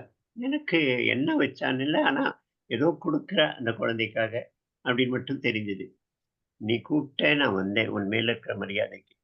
நீ ஏதோ குடுக்குற நான் வாங்கிட்டேன். நான் என்னோட ஃப்ரெண்ட்ஸோட இருக்கேன்." ஒரு காலமா அங்க குழந்தைகளோட விளையாடிட்டு இருக்கிறா. எனக்கு மனசு ஈடுபட்ட ஒரு விஷயத்துல இருக்கேன். நீ கூப்பிட்டதுனால வந்தேன். நீ குடுத்துட்ட. நான் கிளம்புறேன்னா, அது அப்படியே சப்புன்னு பின்பக்கம் திரும்பி ஓட முயற்சி பண்ணுது. அப்படியே கப்புன்னு அந்த குழந்தையோட காலர பின்னால இருந்து பிடிச்சா அவ, அந்த பெண். பிடிச்சிட்டு இப்படின்னு சொன்னேன், இங்கேயே சாப்பிட்டு போகணும். நான் இதை கற்பனை பண்ணேன், என்னெல்லாம் இருக்க முடியும்னு. அங்கே ஏதோ 4 குழந்தைகள் விளையாடுது, இவன் ஏதோ ஸ்பெஷல் டிஷ்ஷு அந்த குழந்தைக்காக அவளுக்கு பிடிச்ச ஏதோ ஒன்று பண்ணியிருக்கிறா, அதை கொடுக்குறேன். அந்த குழந்தை வந்து அதை வாங்கிட்டு போகும்போது இவளுக்கு, இல்லை உனக்காக பண்ணியிருக்கிறேன், நீ சாப்பிடு, இங்கே சாப்பிடு அப்படின்னு. அங்கே போனால் நீ உனக்காக பண்ணதை நீ வேற ஒருத்தரோட பங்கெடுக்க ஷேர் பண்ணிக்கணும். இது இது அன்பு இல்லை குழந்தைங்க. நான் இன்னொரு வீட்டில் அதே மாதிரி மணிகண்டன் பிஎஸ்சி ஃபைனல் படிக்கிறான், பெரிய பையன். அந்த சாயங்காலம் காலேஜ்லேருந்து வரான், விவேகானந்தர் காலேஜ். நான் அங்கே இருக்கிறேன், அந்த வீட்டில் உட்காந்துருந்தேன். ஷாக்கா ஆர்எஸ்எஸ் இதில் போகிறதுக்கு அவன் அழைச்சின்னு போகணும். அந்த அம்மா வந்து வந்த உடனே அவன்கிட்ட கேட்டேன், ஏண்டா இன்னைக்கு நான் டிஃபன் பண்ணி கொடுத்தேன், சாப்பிட்டியா அப்படின்னா. இல்லைம்மா, ஃப்ரெண்ட்ஸ் எல்லாம் சேர்ந்து டப்பா வாசனை பார்த்துட்டு எல்லாத்தையும் லஞ்ச் அவருக்கு முன்னாலே காலி பண்ணிட்டாங்கம்மா. அசடு, உனக்காக நான் ஸ்பெஷலாக பண்ணி விட்டேன், பூரி ரவா கேசரி சுஜி பண்ணியிருக்கிறேன், உனக்காக ஸ்பெஷலாக நெய் முந்திரி பருப்பு தான் போட்டு பண்ணியிருக்கேன், அசடு மாதிரி எவனோ சாப்பிட்டான்னு வந்து சொல்றேன். இப்போ இது அன்பா குழந்தை மேல? இல்லை என்னுடைய மகன், எனக்கு நான் கொடுப்பது இவனுக்கு மட்டுமேன்னு. அதே எங்க அம்மா விஷயத்துல ஒண்ணு பார்த்தேன். என்னுடைய தம்பி பையன் வந்து சொன்னான், பாட்டி அங்க இட்லி, நாக்பூர்ல எல்லாம் மராட்டி ஆளுங்களுக்கு எல்லாம் இட்லி ரொம்ப பிடிக்கும். இவன் வீட்டுல டிஃபன்ல பண்ணி கொடுத்துருக்கா ஒரு நாள், அம்மா வந்து இட்லி. அவன் சாயங்காலம் வந்து சொல்றான், பாட்டி இன்னைக்கு வந்து இட்லி எல்லா பசங்களும் ஒரே இட்லி பண்ணிட்டு இட்லின்னு ஒண்ணு எல்லாரும் எடுத்து சாப்பிட்டாங்க பாட்டி அப்படின்னா. ஓ அப்படியா, எல்லாருக்கும் இட்லி எவ்வளவு பிடிச்சிருக்கா, சரி வர ஞாயிற்றுக்கிழமை எல்லாரையும் கூப்பிடு நம்ம வீட்டுக்கு, நாம எல்லாருக்கும் இட்லி பண்ணானா. இது முடியுமா? என்னுடைய மகன், என்னுடையவன், இவனுக்கு மட்டுமே அப்படின்னு இருக்கிறது பற்றுதலா, பிடிக்க, அது கட்டி போடுறதா, அதை கொஞ்சம் விஸ்தாரம் பண்ண முடியுமா? அன்புங்கிறது நம்முடைய ஆட்டிடியூட். இது ஒரு சின்ன ஒரு டிஃபரன்ஸ். பற்றுன்னு வரும்போது, பாசம்னு வரும்போது, நான் உங்ககிட்ட இருந்து எதிர்பார்க்கிறேன், நீ எனக்கு நமஸ்தே சொல்லணும், நீ நான் வீட்டுக்கு வந்தா எனக்கு வாங்கன்னு சொல்லணும், நீ எனக்கு மரியாதை கொடுக்கணும், நீ எனக்கு நமஸ்காரம் பண்ணணும் அப்படின்னு உங்ககிட்ட இருந்து எதிர்பார்க்க ஆரம்பிக்கிறேன். இதுதான் அவன் சொன்னது, ராகம் வச்சாலே நமக்கு எதிர்பார்ப்பு வருது, சுகத்துடைய எதிர்பார்ப்பு. அதே அன்பு இருக்கும்போது, அன்பு என்னுடைய தன்மை, அது யார்கிட்டயும் வெளிப்படலாம். ரோஜா பூ வாசனை கொடுக்குற மாதிரி, இளநீர் ஸ்வீட் டேஸ்ட் கொடுக்குற மாதிரி, அது எதிராளியோட ரெஸ்பான்ஸ் எப்படி இருக்கு அதை பொறுத்து இல்லை, அது வாசனையே பறக்குது, அதோடைய சுபாவம். வாசனை எடுக்கிற ஆளு எப்படி இருக்கான், அவன் சீந்தரானா சீந்தலையா, இல்லை அதுக்கு பாராட்டுறானா, ஓ எவ்வளோ அழகான வாசனைன்னு சொல்றானா, அதை பத்திலாம் இந்த ரோஜா பூவுக்கு கவலையே இல்லை, அது தன்னுடைய சுபாவத்தை வெளிப்படுத்துது. அப்படி சப்ஜெக்டிவ், பர்சனல், அது அன்பு. இது என்னுடைய சுபாவம், உங்ககிட்ட இருந்து எந்த எதிர்பார்ப்பும் இல்லை. நீ வரணும், வரலன்னா எனக்கு ஏமாற்றம், வந்தானா சந்தோஷம், இதெல்லாம் வந்து பற்று. உண்மையில நான் டிமாண்ட் பண்றேன். ஆனா அது டிமாண்ட் இல்லாம, எதிர்பார்ப்பு இல்லாம அன்பு இருக்க முடியுமா? அப்போ நமக்குள்ள ஏற்பட வேண்டிய டிரான்ஸ்பர்மேஷன் அது. பற்றிலேருந்து விலக முடியும். பற்று விலகணும்னு அவசியமே இல்லை. இந்த மலர்ச்சி நமக்குள்ள நடக்க தானே அந்த இது விலகிடும். அப்போ நம்ம இந்த குழந்தைக்கு துரோகம் பண்ண மாட்டோம், அந்த குழந்தைய ரிஜெக்ட் பண்ண மாட்டோம். அன்பு இருக்கும், அத்தனை செய்ய வேண்டியது எல்லாம் செய்வோம். ஆனா அந்த கட்டி போடாம செய்வோம். இந்த பூச்சாண்டின்னு காட்டி குழந்தைய தன்மையில ஒட்ட வைக்கிறது பாருங்க. டே பூச்சாண்டி அப்படின்னு உடனே குழந்தை தன்கிட்ட வந்து, அது அம்மாவுக்கு ஒரே சந்தோஷம், தன்கிட்ட வந்து ஒட்டுறது. மற்றவர்கிட்ட விலக்கி தன்கிட்ட கொண்டு வருது. நான் தான் உனக்கு மேல பெரிய அன்பு வச்சிருக்கிறேன்னு காட்டுறது அப்படின்னு எனக்கு என்னுடைய அறகுறை இதுல நான் புரிஞ்சின்றது. நீங்க ஏதாவது சொல்லுங்கண்ணா, யார் வேணா பேசுங்க, எலாபரேட் பண்ணுங்க, தன்னுடைய சொந்த அனுபவத்துல அல்லது பார்த்தது கேட்டது.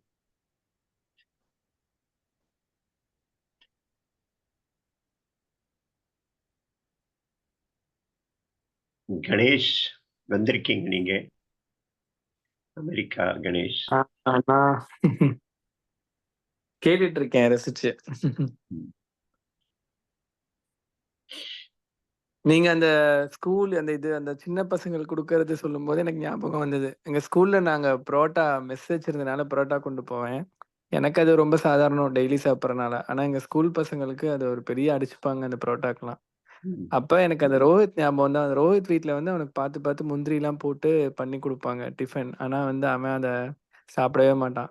நான் தான் அந்த டிஃபன் சாப்பிடுவேன். என்னோட புரோட்டா எடுத்து அவன் சாப்பிட்டுருவான். ஆனா வீட்ல போய் அவன் தான் அந்த டிஃபன் சாப்பிட்டேன்னு சொல்லிருவான். ஏன்னா ஒரு வாட்டி அவங்க அம்மாட்ட ஃப்ரெண்டு சாப்பிட்டான்னு சொன்னப்ப நீங்க சொன்ன மாரி தான். உனக்காக பார்த்து பார்த்து பண்ணேன். அத சாப்பிடாம நீ ஃப்ரெண்டுட்ட குடுத்துட்டியா? அப்படின்னு கேட்டாங்கன்னு சொல்லிட்டு, அவன் அதுக்கப்புறம் அப்பயும் அவன் ஆனா என்னோட புரோட்டா தான் சாப்பிடுவான். ஆனா வீட்ல போய் வந்து பொய் சொல்லிருவான். நான் வந்து அந்த டிஃபன் சாப்பிட்டேன் அப்படின்னு.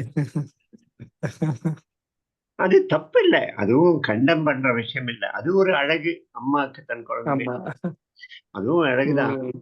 இருந்தா கூட ஆன்மீகத்துல அது ஒரு தடை. ம். ம். ஆனா, குழந்தையாவே இப்ப நான் சின்ன வயசுல இருந்தப்போ, வீட்ல வந்து நாங்க சிவன் ராத்திரிக்கு ஊருக்கு போவோம். அப்ப வந்து எங்க அம்மா, அப்பாலாம் வந்து பர்ட்டிகுலரா கவனிக்கவே மாட்டாங்க. "நீ சாப்பிட்டியா? நீ பண்ணிட்டியா?" அப்படின்னு சொல்லி. எல்லாரும் கும்பலா தான் இருப்போம் பசங்கலாம். ஒண்ணா தான் சாப்பிடுவோம். ஒண்ணா தான் இது பண்ணுவோம். எனக்கு வந்து சாப்பிடலன்னா நாங்க யாருமே சாப்பிடல. சாப்பிட்டோம்னா எல்லாரையும் ஒண்ணா தான் சாப்பிட சொல்லுவாங்க. "ஏய் எல்லாரும் வந்து சாப்பிடுங்கடா" அப்படிம்பாங்க. விளையாண்டுருக்க நாங்கலாம் போய் சாப்பிடுவோம். எனக்கு வந்து பார்த்து பார்த்து கவனிச்சத விட, இந்த மாரி இருக்கிறது எனக்கு ரொம்ப புடிக்கும் ஆக்சுவலா. இப்ப கூட யோசிச்சு பார்த்தா எனக்கு அதுதான் புடிக்கும். அதாவது எங்களுக்குன்னு தனியா எதுவும் பண்ணி குடுக்காம, எல்லாரையும் கும்பலா "ஏய் போய் சாப்பிடுங்க, எல்லாரும் போய் சாப்பிடுங்கடா" அப்படின்னு சொல்லுவாங்க. நாங்க எல்லாரும் போய் சாப்பிடுவோம். ஒண்ணா போய் உட்கார்ந்து சாப்பிடுவோம். அது வந்து இன்னும் இனிமையான அனுபவமா இருக்கும். ஆக்சுவலா இப்ப யோசிச்சு பார்த்தா கூட அதுதான் எங்களுக்கு சந்தோஷமா இருந்தது. இது பழைய தனியா கூட்டு வந்து எங்க குடும்பம். அம்மா பழைய கூட்டு ம். குடும்பம் இப்படிதான் இருக்கு. தனியா எங்க அம்மா என்ன கொஞ்சியதே கிடையாது. என்கிட்ட தனியா ஆமா. உட்கார்ந்து பேசியதே கிடையாது. கூட்டத்துல இருப்போம் நாமெல்லாம். ஆனா எங்களுக்கு மனசுல எங்குமே குறையில்ல. இன்னைக்கு அதுதான் மாறிண்டு வருது. அதுதான் கொஞ்சம் ஆமா. நாங்க எச்சரிக்க ஜஸ்ட் வேண்டியது. வெறும் கஞ்சி தான் சாப்பிடுவோம். எல்லாரும் மாம்பழம் வச்சிருப்போம். எல்லா பசங்களும் ஒண்ணா உட்காந்து சாப்பிடுவோம். அது வந்து இன்னும் சந்தோஷமா இருந்தது ஆக்சுவலா. அதுதான் அன்புல சந்தோஷம் இருக்கு. ஆனந்தம் இருக்கு அன்புல. அன்பு கிடைக்கும்போது ம். பற்றுதல்ல ஒரு மாரி இரிட்டேஷன் தான். "ஏன்டா நான் உனக்காக எவ்வளவு பண்ணியிருக்கேன். ஒரு தண்ணி கொண்டு வந்து குடுக்கக்கூடாதா?" அப்படின்னு அப்பா கேட்டாரு ஒரு ஆமா, பையன் ஆமா. ம். பையன்கிட்ட. ம். "அப்ப நீ அதெல்லாம் பண்ணின. நடுராத்திரி ஆஸ்பத்திரிக்கு தூக்கிட்டு போன. அதெல்லாம் ஒரு குழந்தைட்ட நீ எதிர்பார்த்து தான் பண்ணினியான்னு கேட்கணும்னு தோணும்." ஆமா, ஆமா. என்ன பண்றது? அப்படிதான் இது ஒரு அது கரெக்ட். இப்ப கூட எங்க இன்னொரு அம்மா வந்து விஷயம் ஸ்பெசிஃபிக்கா என்ன வந்து "உன்ன இப்படிலாம் வளர்த்தேன். நீ இப்படி பண்ற" அப்படிலாம் கேட்கும்போது எனக்கு ஐயோ! நீங்க வேணும்னா கேளுங்க. அத ஏன் வந்து நீங்க பழசெல்லாம் சொல்லி காட்டி கேட்கிறீங்கன்னு தோணும் எனக்கு. எனக்கு ஒரு ஆப்சர்வேஷன். நான் ஒரு 15, 18 குழந்தைகள் ஸ்கூலுக்கு ஸ்பெஷல் ஸ்கூலுக்கு போவேன். கதை சொல்றது, பாட்டு பாடுறது, விளையாட்டு விளையாடுறது. ஸ்பெஷல் ஸ்கூல், ஸ்பாஸ்டிக் சில்ட்ரன், ஆம் ஆட்டிசம் இந்த மாரி ஸ்கூல் வெவ்வேறு லெவல்ல இருக்கிற சிலதெல்லாம் சிபி குழந்தைகளும் இருந்தது. மாம்பழத்துல ஒரு ஸ்கூல்ல. நான் அங்க போவேன், பாட்டெல்லாம் ஆடுவேன். ஆனந்தமா இருப்பாங்க. நான் அந்த ஆரம்பித்தவர்ட்ட பேசுவேன். இது எப்போ ஆரம்பிச்சீங்கன்னு? எப்படி ஆரம்பிச்சீங்க? நல்லா நாக்பூர்ல எங்க வீட்ல டெனன்ட்டா இருந்தவன், ஒரு 400 குழந்தைங்க அவனுடைய ஸ்கூல்ல இருக்கு. பெரிய இன்ஸ்டிடியூட் நடத்துறான். ஒரு மதுரையில ஒரு பெண் வந்து மிகப்பெரிய ஒரு ப்ராஜெக்ட் நடத்திட்டு இருக்கா.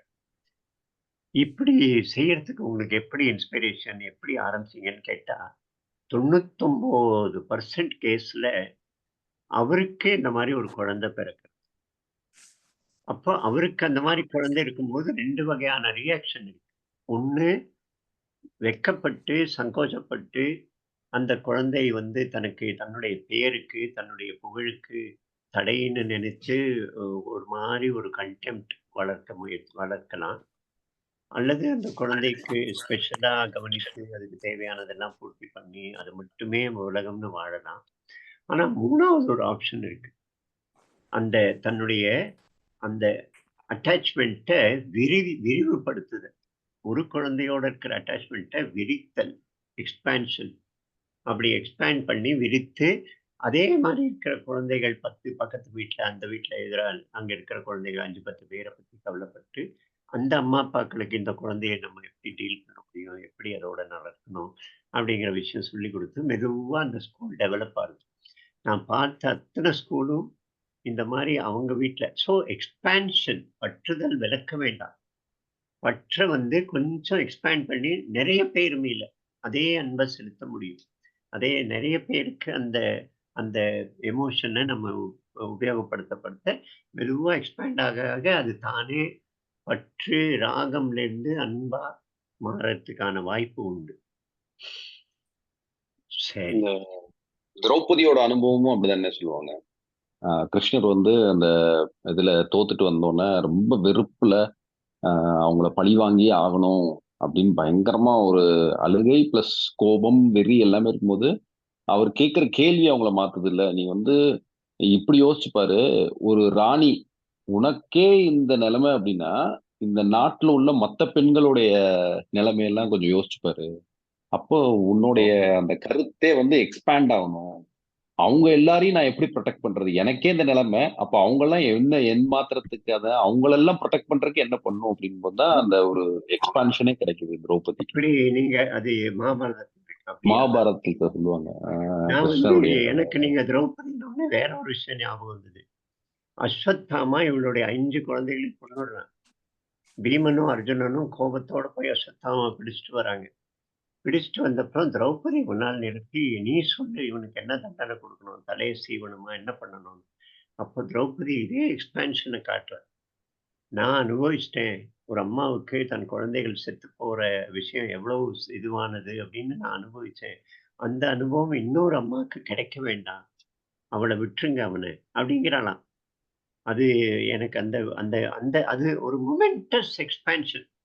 திரௌபதி அவ்வளவு கோபம் இருந்து கூட மன்னிச்சு விட்டுருங்க, என் இன்னொரு அம்மாவுக்கு இந்த மாதிரி தன் மகன் செத்து போறது பார்க்கிற அனுபவம் கிடைக்க வேண்டாம்னு சொல்றாளாம். ஆனா பீமனுக்கு கோபம் அடங்கல. அதனால அவனுடைய நெத்தியில இருந்த மணியை மட்டும் பிடுங்கிட்டு ரத்தம் சொட்ட சொட்ட அவனை விட்டுடுறாங்க அப்படின்னு ஒரு அது நினைச்சேன்னா நீங்க சொல்றது புதுசா இருந்தது. இது அப்படி ரொம்ப சந்தோஷம். சொல்லுங்க, கமான் பேசுங்கள். நேரமாச்சா? சௌமியா ஒண்ணுமே பேசல. நீ நான் கேட்டுட்டு இருக்கேன் மாமா, எல்லாரோட இதையும் சொல்றதுக்கு தெரியல. எனக்கு ஒண்ணே ஒண்ணு, நம்ம உடம்ப பாத்துக்கிறதுன்னு வருமா இல்ல பற்றுதல்னு வருமா? நம்ம உடம்பு நார்மலா இருக்கணும், ஹெல்த்தியா இருக்கணும் உடம்பு அப்படின்றதுக்கு அது வந்து பாத்துக்கிறதுன்ற மாதிரி தானே வரும், பற்றுதல்னு வருமா? அதுதான் எனக்கு ஒரு சந்தேகம். கரெக்ட். பார்த்துக்க நம்ம வார்த்தைகளை யூஸ் பண்றோம், அதை நம்ம டிஃபைன் பண்ணணும், அது நமக்குள்ள நடக்கணும். பார்த்துக்கிறதுனா என்னன்னு என்ன கேட்டுப்பாங்க, நீ உடம்ப பார்த்துக்கோன்னு. எங்க வீட்டுல அவ்வளவு பெரிய கண்ணாடியே கிடையாதுன்னு சொல்றேன். உடம்ப பார்த்துக்கிறதுனா என்ன? அப்போ உடம்பு மேல பற்று அப்படிங்கிறது என்ன? உடம்புக்கு தேவையான விஷயங்களை செய்வது என்ன? யோகாசனம் செய்யறேன், டெய்லி போயிட்டு பார்க்ல போய் வாக்கிங் பண்ணிட்டு வரேன், சமுத்திர கரையில வாக்கிங் பண்ணிட்டு வரேன்னா அது உடம்பு மேல பற்றா? உடம்புக்கு செய்ய வேண்டிய ஒரு கடமை அப்படிங்கிறது இருக்க முடியாதா? சாப்பிட்றேன் அப்படின்னா அது ரொம்ப உடம்பு மேல பற்றா? சாப்பாட்டுல இதுதான் வேணும் இதுதான் வேணும் இது வேண்டாம்னு சொல்லும்போது தான் அது பிரச்சனை, நாக்கு மேல பற்றுன்னா. அதர்வைஸ் டெய்லி சாப்பிட்றது ஒன்றும் பற்று இல்லையே. உடம்புக்கு நாம செய்ய வேண்டிய கடமை, நம்ம குழந்தைக்கு நாம செய்ய வேண்டிய கடமை, அதெல்லாம் செய்துதான் ஆகணும். அது பற்று இல்லை, அது கண்டிக்க வேண்டிய விஷயம் இல்லை. பற்று கூட கண்டிக்க வேண்டிய விஷயம் இல்லை, இருக்கணும், தப்பில்லை. அந்த அந்த ஒரு அம்மா இவதான் பிரேமாதான் நினைக்கிறேன், ஒரு இன்னொரு கதை ஒண்ணு எழுதியிருந்தாங்க. அது முதிர்ச்சி அடைந்து பூவா இருக்கு, காயா இருக்கு, பழமா இருக்கு அப்படின்னு. அது ஒரு இடத்துல துவர்ப்பா இருக்கு, ஒரு இடத்துல புளிப்பா இருக்கு, அப்புறம் வந்து இனிப்பா இருக்கு. அந்தந்த ஸ்டேஜ்ல வந்தா போதும், அவசரம் எதிர்படணும். ஆனா நமக்குள்ள இந்த ப்ராசஸ் ஆஃப் அனாலிசிஸ் நடந்துட்டே இருக்கணும். அந்த அனுபவங்களை நம்ம அனலைஸ் பண்ணிட்டே இருந்தா மெதுவா ஒவ்வொரு அனுபவத்துல இருந்தும் நாம கத்துப்போம். கத்துட்டு மெதுவா நம்ம பழுப்போம், பக்குவமாகும், அந்த நிலைக்கு போகும். இது ஏதோ மோசமானதுன்னு நினைக்க வேண்டாம். அதனால தான் நான் என்கிட்ட யாராவது நான்வெஜ் சாப்பிடலாமான்னு கேட்டாங்கன்னா சாப்பிடுங்க, நீங்க சாப்பிடுங்க. நான்வெஜ் சாப்பிடுறோம், ஆனா மனசுல குற்ற உணர்வோட சாப்பிடுறது நல்லது. என்னைக்காவது ஒரு நாள் உங்களுக்கு வேண்டாம்னு தோணுச்சுன்னா விடுங்க. அது கோலி குண்டு வச்சிருக்கிற குழந்தை கோலி குண்டை மறக்கிற மாதிரி அது இயற்கையா நடந்தா சரி, அது ஏதோ தப்பு அப்படிங்கிற எண்ணத்தோட வேண்டாம். அதே மாதிரிதான் குழந்தைகளை கவனிக்கிறதோ வீட்டு விஷயங்கள்ல ஈடுபடுறதோ இருக்கலாம். பற்றி கண்டிக்க வேண்டிய விஷயங்கள் இல்லை. அது தாழ்வா நினைக்க வேண்டிய அது அந்த பருவத்துல கரெக்ட். மெதுவா அதுல இருந்து மெச்சூர் ஆகணும். அப்போ அதுல அனலைஸ் பண்ணணும். நம்ம கிரிக்கெட் டீம்ல நான் அடிக்கடி பார்க்குற ஒரு விஷயம். சொண்டி டீம் ஜிம்பாப்வே கூட ஜெயிச்சுட்டு வருவான். யானை மேல ஊர்வலம், 5 லட்சம் கேஷ் ப்ரைஸு, ஃப்ளாட்டு அப்படின்னு அவங்கள போட்டு மாலை போட்டு பயங்கர பாடுபடுது. வெஸ்ட் இண்டீஸ் ஆஸ்திரேலியா கழிச்சு தோத்துட்டு வருவான். உடனே ராத்திரி 2 மணிக்கு வந்து நுழைவான். இருட்டுல முக்காடு போட்டுண்டு இருட்டுல போய் தன்னுடைய வீட்டுக்குள்ள போவான். வீட்டு மேல கல் எரியும். இது வந்து பேஷனேட். இது சரியில்லை. அனலைஸ் பண்ணுங்க. நாம் ஏன் ஜெயிச்சோம்? ஜெயிக்கிறத கூட அனலைஸ் பண்ணணும். ஏன் ஜெயிச்சோம்? ஆப்போனன்ட்டோட வீக்னஸ்னால ஜெயிச்சோமா? நம்முடைய ஸ்ட்ரென்த்னால ஜெயிச்சோமா? ஏன் தோத்தோம்? ஆப்போனன்ட்டுடைய ஸ்ட்ரென்த்னால தோத்தோமா? நம்முடைய வீக்னஸ்னால தோத்தோமா? அப்போ நம்ம ஆப்போனன்ட்டை பத்தி ஒண்ணும் பண்ண முடியாது. நம்ம ஸ்ட்ரென்த்தை சரி பண்ண முடியுமா? நமக்குள்ள இருக்கிற வீக்னஸை நீட்டும். அதுதான் பேலன்ஸ்டு அனாலிசிஸ். நம்ம வாழ்க்கையில கிடைக்கிற அனுபவங்களை அனலைஸ் பண்ணிட்டே போனா அந்த வயசு வரும்போது தானே அந்த பக்குவம் வரும். அந்த டிட்டாச்மெண்ட் வரும். ரொம்ப சந்தோஷம். ஆனா உடம்புக்கு செய்ய வேண்டியது செய்யணும். உடம்ப பற்றி அபிமானம் கூடாது. சரி அபிமானம் ம், சரி எனக்கு தீன்தயாள் உபாத்தியாய வாழ்க்கை ஒரு சம்பவம் ஞாபகம் வருது. அவர் வீட்டுக்கு வந்தார். ஒரு வீட்டுக்கு சின்ன பையன் 4ஆம் கிளாஸ் 3ஆம் கிளாஸ் படிக்கிற பையன்.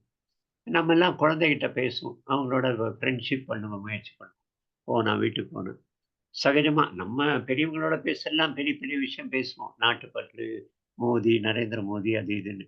ஆனா குழந்தைகிட்ட பேசிட்டு கொஞ்ச நேரம் கழிச்சு அவன் போயிடுவான். அப்புறம் நம்ம பெரிய பேச்செல்லாம் பேசுவோம். அவர் அந்த மாதிரி அந்த வீட்டு குழந்தைகிட்ட பேசுறாரு. சும்மா விளையாடுறாரு. என்ன தொடு அப்படிங்கிறாரு. அவன் இவருடைய கையை தொடுறான். அந்த குழந்தை, ஏ நீ கையை தானே தொட்ட, என்ன தொடலையே அப்படின்னு. அடுத்தது அவன் காலை தொடுறான். என் காலை தானே தொட்ட, என்ன தொடலையே அப்படிங்கிற. இது ஒரு கிறுக்கு அப்படின்னு சொல்லிட்டு அவன் போயிடுறான். போன அப்புறம் இவங்க பெரிய தேசபக்தி, ஜனசங்கத்துடைய ஐடியாலஜி எல்லாம் பேசிட்டு இருக்காங்க. திடீர்னு அந்த பையன் வந்தான். இவருடைய முதுகுல 2 கையாலையும் ஓங்கி அடிச்சான். ஓங்கி அடிச்சான். ஏய் அதிர்ந்து போயிட்டாரு. என்னடா? பின்னால் திரும்பி பார்த்தா இந்த பையன், ஏன்டா அடிச்ச என்ன அப்படின்னு கேட்கிறேன். அவன் பையன் சொன்னான், நான் உங்களை அடிக்கலையே, உங்க முதுகத்தானே அடிச்சேன் அப்படிங்கிறான். அப்போ தேகத்து மேல இருக்கிற உணர்வு, என்னுடைய உடம்புல நீ அடிச்சா எனக்கு வலிக்கிறது, அது உணர்வு. தேகத்துடைய அபிமானம் தான் தவறு. நான் அழகா இருக்கிறேன், நான் சிவப்பா இருக்கேன், நான் வந்து ருஷ்டி புஷ்டியா இருக்கேன், பலசாலியா இருக்கேன், நான் வந்து கருப்பா இருக்கேன்னு தாழ்வு. இதெல்லாம் தான் ப்ராப்ளம். தேகத்து மேல இருக்கிற அபிமானம், அதுதான் பற்று. தேக உணர்வு. ஒரு எறும்பின் தலையில கை மேல நடந்தா எனக்கு அது உணர்வு வருது. அது தப்பே கிடையாது. அது இருக்கணும். அது செத்து போனாதான், ஜடமானாதான் அது இருக்காது. ஸோ அது தேக உணர்வு வேற. என் குடும்ப உணர்வு, என் கடமை உணர்வு, நான் செய்ய வேண்டியது என்ன, இதெல்லாம் உணர்வுகள். அது தப்பே கிடையாது. நம்ம ஸ்டேட்டஸ், மற்றவர்களோட இருக்கிற ரிலேஷன்ஷிப், அதுல அபிமானம் வரும்போது தான் ப்ராப்ளம். நீங்க ஒரு இன்டர்சிட்டி ட்ரெயின்ல டிராவல் பண்ணுங்க. சென்னை கோயம்புத்தூர், சென்னை திருச்சி. அந்த ஏசி கோச்ல அல்ல சீட்டு சேர் கார்ல எல்லாரும் பார்த்தா அங்கங்க ஒரு குழந்தைய வச்சுட்டு, தன் குழந்தை உலகத்திலேயே மிகச்சிறந்த குழந்தை மாதிரி அங்க எக்ஸ்போஸ் பண்ணிட்டு, அதை ஏதோ டான்ஸ் ஆட வச்சு, பொண்ணுல ஏதோ பேச வச்சு, எல்லாரும் அதை ரசிக்கிறான்னு அம்மாவுக்கு அதுல ஒரு அபிமானம். அங்கதான் ப்ராப்ளமே தவிர, நம்ம குழந்தை நல்லபடி வளரணும், அதுக்காக கதை புக்கு கொடுக்கணும், நல்ல கதை சொல்லணும் அப்படின்னு செய்வது தவறில்ல. அதை கண்டிக்க கூடாது. நிச்சயம் செய்யணும். சரி. ஜி நீங்க இப்ப சொன்ன ஒருத்தருக்கு உடம்புல நிறைய என்னன்னா சொல்லுங்க சொல்லுங்க. இல்ல இப்ப ஒருத்தருக்கு உடம்புல நிறைய பிரச்சனை இருக்குன்னு வச்சுக்கோங்களேன். சுகர் இருக்கு, இல்லைன்னா வந்து ஹார்ட் அட்டாக் வந்து ஏதாவது சர்ஜரி பண்ணிருக்காங்க. அந்த மாதிரிலாம் இருக்குன்னா அவங்களுக்கு உடம்ப பாத்துக்கிறதுக்கே நிறைய நேரம் போயிருமே. அப்ப அவங்கனால எப்படி வந்து சந்தோஷமா இருக்க முடியும்? அவரே பண்ணினா நான் தான் என்னுடைய பாரத்தை சுமக்கணும்னு இருந்தா வருத்தம் தான் இருக்கும். எனக்கு நோய் வந்துடுதுன்னு நினைச்சா வருத்தம். அவருடைய சகஜமான சுபாவத்தினால மற்றவர்கள் அவரை பற்றி கவலைப்படுவாங்க. அதுதான் விசேஷம். மற்றவர்கள் அவர் மேல் அன்பை பொழிவாங்க அவருடைய நடத்தையை பொறுத்து. நானே என்னுடைய தலைவலி சொல்லிட்டே இருந்தா மற்றவர்கள் என்கிட்ட இருந்து விலகுவாங்க. நான் பாட்டுக்கு இருந்தா சகஜமா இருந்தா மற்றவர்கள் என்னை கவனிக்க ஆரம்பிப்பாங்க. அந்த கபீர்தாஸ் சொல்லுவாரு, நான் முதல்ல அவன் பின்னால் அலைஞ்சேன், ராமா ராமான்னு அவன் பின்னால சுத்தினேன். அதுக்கப்புறம் ஒரு ஸ்டேஜுக்கு அப்புறம் அவன் என் பின்னால சுத்த ஆரம்பிச்சிட்டான், என்னை பத்தி கவனிக்க ஆரம்பிச்சிட்டான் அப்படின்னு. அது அவன் அவனுக்கு நம்ம மேல அன்பு இருந்தா அவன் யாரு உள்ளேயோ புகுந்து, டேய் அவனை போய் பாரு, அவன் பசியோட இருக்கிறான், அவனுக்கு சாப்பாடு போடு அப்படின்னு யாருக்குள்ளேயோ அந்த எண்ணத்தை ஏற்படுத்துவான். அது நிச்சயமா நடக்கும். நம்ம உடம்ப பத்தி நாமே கவலைப்படுற ஸ்டேஜ் வந்தா அது கொஞ்சம் நெகட்டிவ் தான் அது. பட் நிறைய பேர் அப்படிதான் தனியா இருக்கிறாங்க. தன்னை பத்தி தானே கவலைப்பட்டு சுத்தி ஃப்ரெண்ட்ஷிப் சம்பாதிக்கல, அன்பு கொடுக்கல, அன்பு கொடுக்கிறவங்களை சம்பாதிக்கல, உறவுகளை சம்பாதிக்கல. அதை கரெக்ஷன் பண்ணணும். தானே எல்லாம் நடக்கும். நல்லா கவனிப்பாங்க. சுத்தி இருக்கிறவங்க எல்லாரும் அப்படி கொட்டுவாங்க நம்ம மேல அன்பு. நீங்க வேற யாரோ ஏதோ சொல்ல ஆரம்பிச்சீங்க. ஜி 2 விஷயம் ஜி. ஒண்ணு நான் எழுதினேன்னு சொன்னேன். அது நான் எழுதல, அது பெரியவா சொன்ன விஷயம். அது அந்த புளிப்பு துவர்ப்பு. அப்ப மரம் அந்த காய விடவே விடாது. புளிப்பு இருக்கிறச்சியோ துவர்ப்பு இருக்கிறச்சியோ விடாது. ஆனா அந்த கனின்ற ஒரு பாவம் வந்துடுத்துன்னா அப்ப அந்த மதுரமா அது ரொம்ப வழியரிச்சு ஆட்டோமேட்டிக்கா அதுல இருந்து அந்த மரத்துல இருந்து ஒரு டிட்டாச்மெண்ட் வந்துடுறது. அந்த மாதிரி நம்ம மனசுலயும் அந்த மதுரத்தை வளர்த்துட்டானா எல்லாத்துல இருந்தும் டிட்டாச் ஆயிடலாம் அப்படின்னு அவர் சொன்ன வார்த்தை அது. 2வது வென்ஸ்டே அன்னைக்கு அந்த கிளாஸ் எடுக்கிறது சொன்னேன் இல்லையா, அது எனக்கு முடியாது ஜி இங்க. ஏன்னா இங்க குழந்தை இருக்கிறதுனால ஸ்கூலுக்கு போறது 9:30, இங்க ரூம் கிடையாது தனியா. சோ 9:30 வரைக்கும் இவன் ஒண்ணுமே பண்ண விட மாட்டான். தனி ரூம் இல்லாதனால இவன் டிஸ்டர்ப் பண்ணிட்டே இருக்கும். ஒரு கிளாஸ் கண்டக்ட் பண்ண விடாது. அதோட இல்லாம எனக்கு கிளாஸ் நடத்துற அளவுக்கு எல்லாம் எனக்கு கெப்பாசிட்டி இருக்கான்னு எனக்கு தெரியாது. இந்த மாதிரி எல்லாம் எனக்கு கதையை சொல்லணும், அவ்வளவுதான். என்ன பெரிய எனக்கு நான் என்ன சொல்லியிருந்தேன்னா, நான் அன்னைக்கு பிளேன்ல 6 மணிக்கு கிளம்புறேன். புதன்கிழமை அன்னைக்கு 7:30க்கு தான் சென்னைக்கு வந்து சேரும். அதனால நீங்க கதையை சொல்லுங்க அன்னைக்குன்னு சொல்லியிருந்தேன். ஆக்சுவலா அதனாலதான் வென்ஸ்டே கிளாஸ்க்கு வருது கிடையாது. இந்த குழந்தை பண்ண விட மாட்டான். சனிக்கிழமை வரேனே தவிர வீக் டேஸ்ல ஸ்கூல் கிளம்பச்சு வீடு ஒரே. ஏன்னா என் டாக்டர் இருந்தாக்க அவளுக்கு 5 மணிக்கு ஆபீஸ், இங்க இந்தியன் டைம்க்கு ஒர்க் பண்றாங்க. சோ இத முழுக்க நான் பாத்துக்கணும். அதனால வேற யாராவது அந்த ஆஃபர் எடுத்துங்க, கதையை சொல்லுங்க. இல்லைன்னா அன்னைக்கு கதை இல்லாம வேற யாராவது நான் சொல்றேன் ஒரு 3-4 கதையை நீங்க சொல்லுங்க. கார்த்திகேயன் அல்லது இவரு பிரதிபா, அவர் மோசமா இருக்கு, அல்லது சௌமியா கூட நல்ல ஏதாவது நல்ல கதைகள் ஒரு 4-5 எடுத்து நீங்க சொல்றீங்க. நான் அன்னைக்கு வர முடியாதுன்னு நினைக்கிறேன். பாப்போம். அதான் நீங்க சொல்லுங்க. அப்புறம் எனக்கு அந்த கதையை நீங்க இப்ப சொன்னதுல இருந்து ஒண்ணு தெரியும். அதாவது நம்ம கடமையை நம்ம பாட்டுக்கு பண்ணிட்டு இருக்கணும். நம்ம உடம்ப கவனிக்கணும்னா கவனிக்கணும். அதுக்காக வலியோட சிரிச்சுட்டெல்லாம் உட்கார்ந்துட்டு இருக்க முடியாது. குழந்தைங்களுக்கு சமைச்சு போடுறது, பசங்களை பாத்துக்கிறது, பேரனை பாத்துக்கிறது எல்லாம் பண்ணும். பட் அதெல்லாம் ஒரு எல்லையோட நிறுத்திக்கணும். நம்மளை விட்டா வேற கெதியே கிடையாது, நம்ம தான் எல்லாம் அப்படின்னு ஒரு அசாத்தியம், ஒரு அப்சஷன் வரைச்சதான் அது ஒரு பெரிய பிரச்சனையா போயிடுறது. மத்தவாளுக்கும் பிரச்சனையா ஆயிடுறது, நம்மளுக்கும் பிரச்சனையா போயிடுறது. சரி, அப்ப வேண்டாம்ன்றனால ரைட், வேண்டாம், அடுத்தது நம்ம ஏதாவது பார்த்துட்டு போகணும். நீங்க சமையல் அறைக்கு வேண்டான்னு அப்படி டிப்ரெஷன் ஆயிடுறது சில பேருக்கு. நான் தான் இத்தனை போட்டேன். இல்ல, அப்ப ஜாயிண்ட் ஃபேமிலி. சோ நான் வழி நடத்தினா வீடு அமைதியா போகும். அதனால சமையல் விடக்கூடாது. இப்போ அவ தனி குடுத்தனம் பண்ணிட்டு இருக்கா. அப்ப நான் நுழையணும்ன்ற அவசியம் கிடையாது. அதுதான் ஒரு ஹார்மனிக்காக நேச்சுரலா வரணும். ஒரு சுபாஷிதம் இருக்கு, தியஜேத் ஏகம் குலஸ்யார்த்தே, குடும்பத்திற்காக ஒருத்தன் கொடுக்கணும். கிராமஸ்யார்த்தே குலம் தியஜேத், கிராமத்திற்காக ஒரு குடும்பத்துடைய நலனை இன்ட்ரெஸ்டை கொஞ்சம் விட்டு கொடுக்கணும். கிராமம் ஜனபதஸ்யார்த்தே, நாட்டுக்காக கிராமத்துடைய இன்ட்ரெஸ்ட் ப்ரையாரிட்டிஸை கூட விட்டு கொடுக்கணும். ஆனா கடைசியில சொல்றது ஆத்மார்த்தே பிருத்திவீம் தியஜேத், தனக்காக ஆத்மாவுடைய அபிவிருத்திக்காக வளர்ச்சிக்காக உலகத்தையே விடணும் அப்படின்னு ஒரு சுபாஷிதம் சொல்றது. நீங்க சொன்னது அந்த நான்னா இந்த அகங்காரம் இல்லை, ஆத்மாவுடைய அந்த அறிதலுக்காக இந்த எல்லாத்தையும் விடணும் அப்படின்னு சொல்றோம். ஒரு இது அது ஞாபகம் வந்தது. சரி, வேற யாரும் இன்னும் சொல்லலைன்னா நம்ம முடிப்போம். Just on a concluding note, நீங்க சொல்லுமா. சொன்ன உதாரணம் சொன்னேன் இல்லையா, அன்பு, குழந்தை மேல அன்பு வைக்கிறது, உங்க அம்மா பண்ண எல்லாரையும் கூப்பிட்டு எல்லாருக்கும் இட்லி பண்ணி கொடுக்கலாம் அப்படின்னு அந்த உதாரணம் வந்து எப்படி you can still two your duty with so much love, அந்த அட்டாச்மெண்ட் இல்லாம ஆப்ரேட் ஆறதோட ருச்சி என்னன்னு இந்த உதாரணத்தினாலதான் தெரியறது. ஆக்சுவலி அது இட் வாஸ் வெரி, அது கரெக்ட்.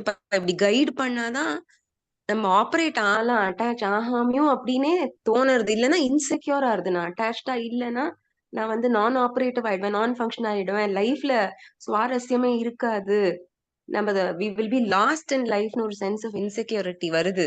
இல்ல இப்படியும் இருக்கா, இப்படி இல்லாம இருக்க முடியும் அப்படின்னு சொல்றச்சே அது ஓ எஸ் இது இப்படி சாத்தியம் அப்படின்றச்சேதான் அது இது பாசிபிலிட்டினே தோன்றதுப்பா. ஆக்சுவலி அது ரொம்ப கரெக்ட். ஆனா மற்றவர்களுடைய உதாரணம் மட்டுமே நமக்குள்ள சேஞ்ச் வராது. நமக்குள்ள அனலைஸ் பண்ற பழக்கம், அந்த சிந்தனை பண்ற பழக்கம், அனுபவங்களை ஆராய்ந்த பழக்கம், இது நமக்குள்ள டெவலப் பண்ணிட்டா தான். புஸ்தகங்கள் படிக்கணும், மற்றவர்களை பார்க்கணும், ஆனா அது வெறும் ரெஃபரன்ஸ்க்காக தான். ப்ராசஸ் நமக்குள்ளதான் நடக்கணும். அது நடக்க இது இயற்கையா யாருக்கும் நடக்க முடியும், நிச்சயம் நடக்கும். பிரதீபா சொல்றது ரொம்ப கரெக்ட். ஆனா அது பிள்ளைகள்கிட்ட வராது, பேரம்பேத்தின்னு வரைச்ச வந்துரும். எல்லாரையும் பாக்குற அளவுக்கு நம்ம மனசு விரிஞ்சு போயிடும். சரி. ஓம் யோகேஷு சச்சிதானந்தம் வாசுதேவம் பிரஜப்ரியம் தர்ம சம்ஸ்தாபகம் வீரம் கிருஷ்ணம் வந்தே ஜெகத்குரும், கிருஷ்ணம் வந்தே ஜெகத்குரும், ஸ்ரீ கிருஷ்ணம் வந்தே ஜெகத்குரும். ஓம் ஜெய் ஸ்ரீ கிருஷ்ணன். என்னம்மா? ஜெய் ஸ்ரீ கிருஷ்ணன். ஜெய் ஸ்ரீ கிருஷ்ணன். ஜெய் ஸ்ரீ